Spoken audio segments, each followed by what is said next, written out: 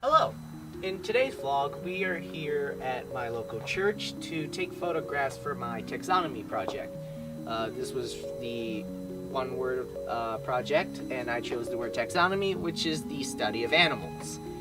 Now, the reason I picked this place is because I thought, what better subject to take photos of for animals than man's best friend?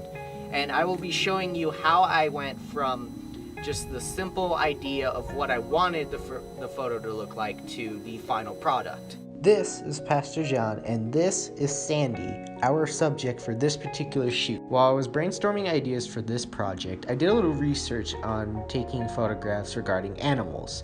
One of the tips I found online was to use a dog because they stop and listen to commands the best, as long as you have enough treats, allowing me to get as many of the shots that I needed and that I've turned in for this project. A few days before the shoot, I already went ahead and scouted the area, took some quick snapshot photos just to get a quick idea of what I had to work with, what I wanted. So those are on screen now, and again, these are just for getting ideas, showing what paths I could create in the background to draw your attention in the photographs to Sandy. Now, here's my thought process when I was taking the photographs.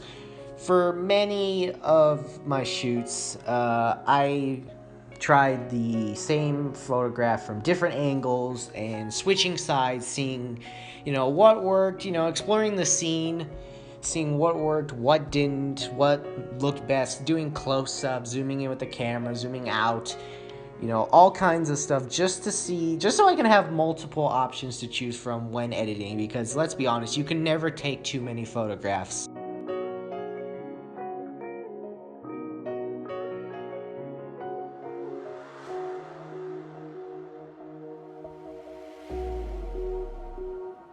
Now I'm going to point out a few photographs. I chose this photograph to be near this big tree to give it the feeling of nature. Now, originally there was a bush and some of the other photographs taken in this exact same area because I was going to use it as a leading line around Sandy.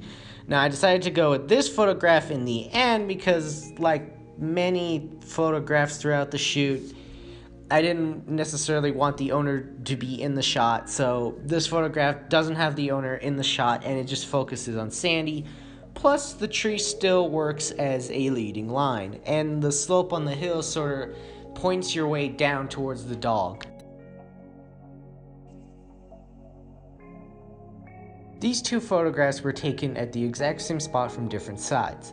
I really liked the background rocks acting as my pathway, and on the other side, the stairways worked similarly.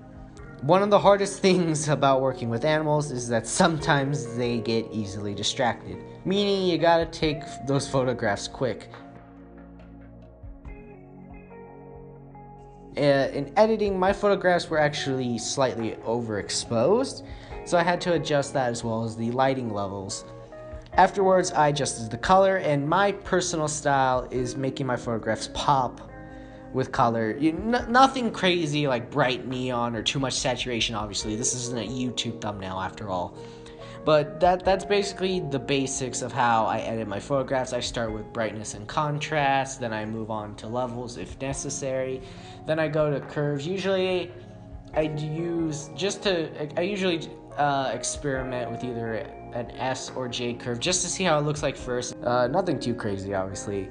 Then after that, I usually go through, obviously if my photographs need a little exposure or taking away some of the exposure, obviously I use the exposure. And then afterwards, of course, I go to color selection to adjust colors if needed. In most of my photographs, I do adjust the colors slightly just to make either certain ones pop or take away certain ones.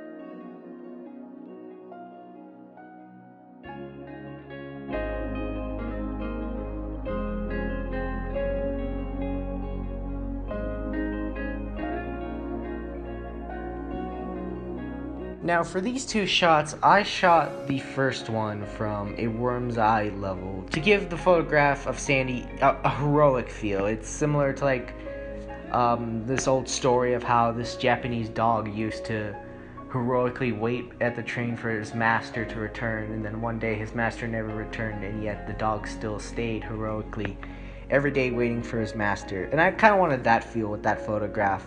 Originally, I tried to incorporate the stairway up to Sandy as well, as a pathway and leading lines, but unfortunately I felt that in the photographs that I took, it was taking too much away from the photograph, and it wasn't working correctly because, again, I didn't want the owner in the photograph, but the owner had to stay with Sandy so she could still follow commands. As for the second, I took it from a bird's eye view to purposefully get that cute, innocent, puppy-eyed look from Sandy, and it came out great.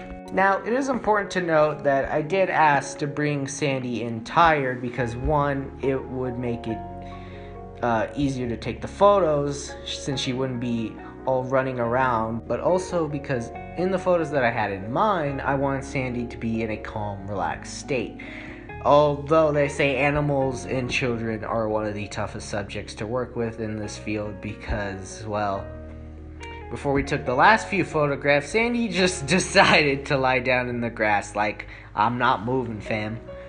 And, sometimes in life, you just have to improvise, so that's why I ended up turning in this photo. It was improvised, it was on the spot, wasn't planned at all. Sandy just decided, no, I want to rest for a few minutes. So I was just like, well, let's take advantage of that. In the end, the photo shoot was a success. Got a lot of great shots, even though I didn't use all of them in the editing. So that's all good, and I hope you guys enjoyed the behind the scenes.